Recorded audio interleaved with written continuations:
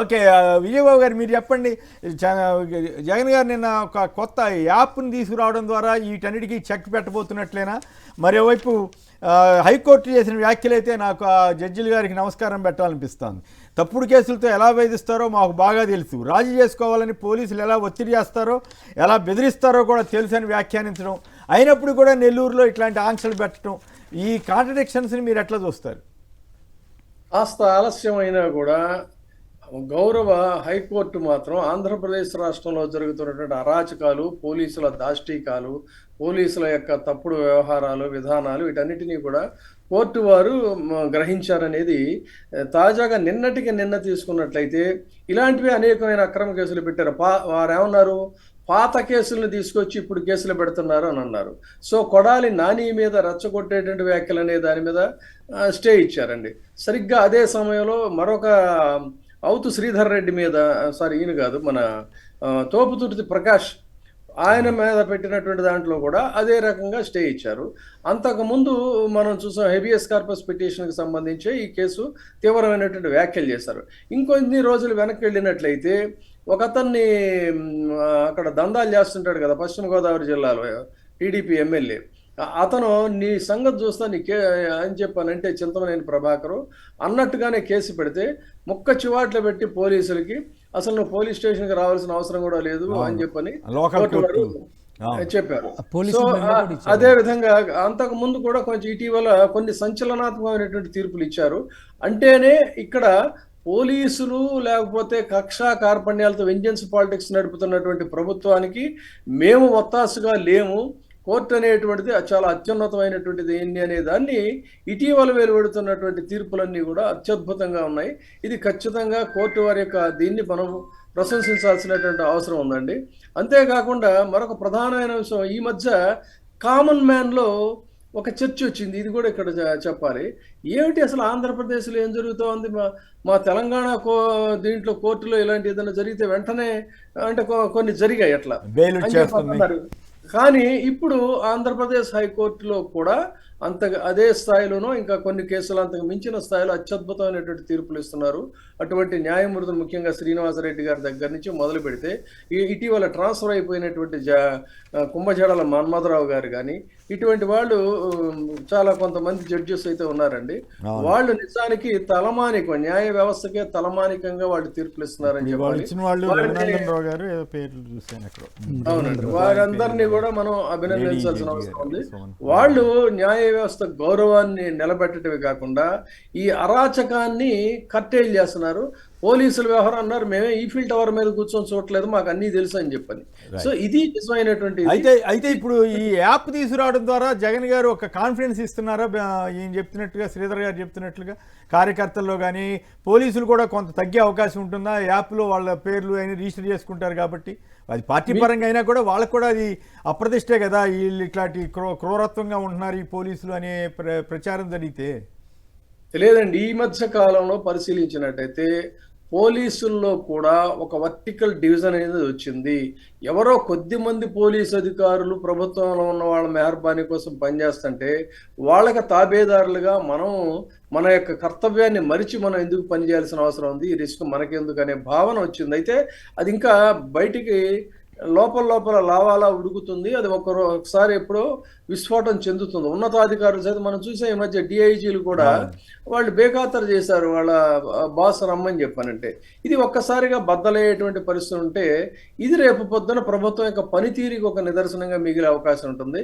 అదేవిధంగా మీకు టీచర్లు, ఏ టీచర్లు అయితే జగన్మోహన్ రెడ్డి గారిని తీవ్రంగా వ్యతిరేకించారో వాళ్ళల్లో ఈ రోజున మళ్ళీ అదే రకమైనటువంటి చర్నింగ్ మొదలైంది.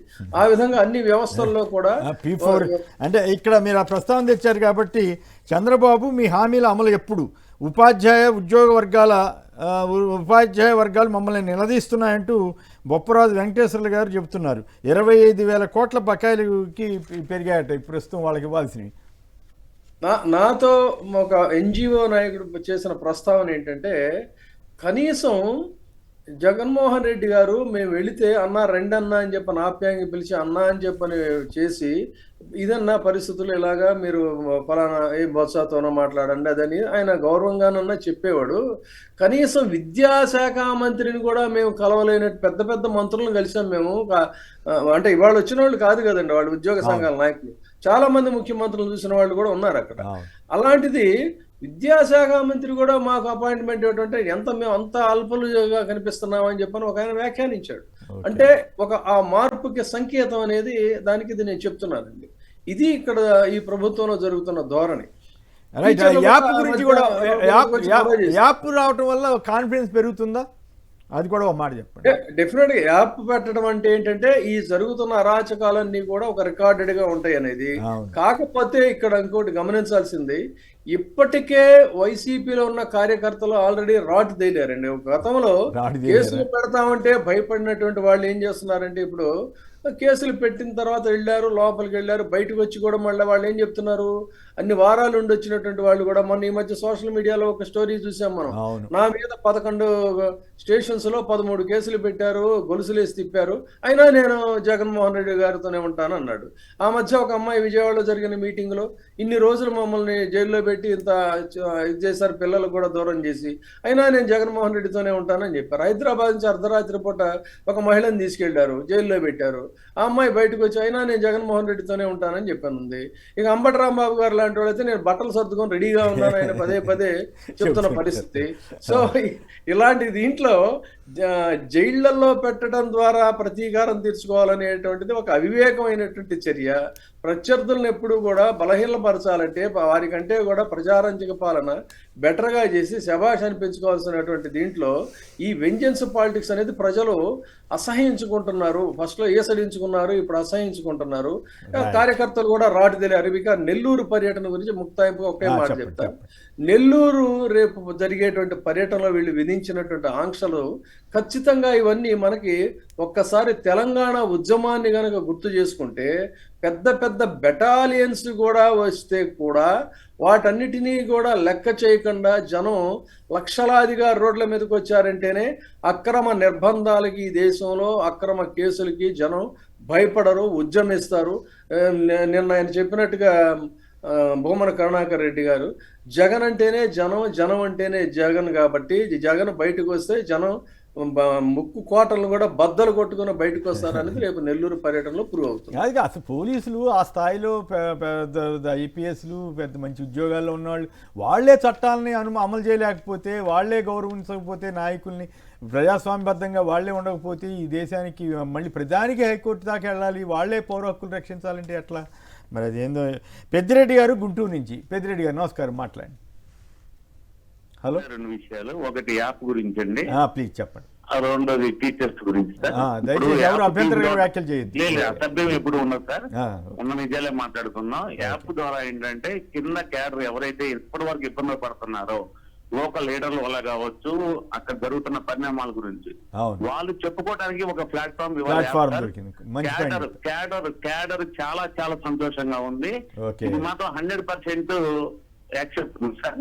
రెండోది ఏంటంటే ఈ టీచర్స్ కమ్యూనిటీలో వైఎస్ఆర్సీపీ వాళ్ళు ఎవరైతే ఉన్నారో గత ఎమ్మెల్సీ ఎలక్షన్స్ లో నమ్మక ద్రోహం చేసిన వాళ్ళు చాలా మంది ఉన్నారు సార్. కరుణా సిద్ధాంతం అనేది ఒకటి ఉంది, తొందరగా అది తిరిగి పోతుంది సార్. T4 లో వాళ్ళు కూడా దత్త తీసుకోవాలన్నట్టుగా వార్తలు వచ్చాయి. అది కాదని కొందరు, అవునని కొందరు, మీడియా వాళ్ళు టీడీపీ మీడియా వాళ్ళు గగ్గోలు పెట్టడం, ఇదంతా కలెక్టర్లు డిఈఓలు చేశారని ప్రభుత్వానికి సంబంధం లేకుండా వాళ్ళు చేస్తారు. అదే జగన్ గారి టైంలో ఏదన్నా ఎక్కడైనా ఒక ఆఫీసర్ ఎవరైనా చిన్న ఉద్యోగి తప్పు చేసినా జగన్ గారు తప్పు చేయించాడని రాసేవాళ్ళు ఇప్పుడు అంత నిసిగ్గుగా కలెక్టర్ల మీదను డిఈఓల మీద పెడుతున్నారు.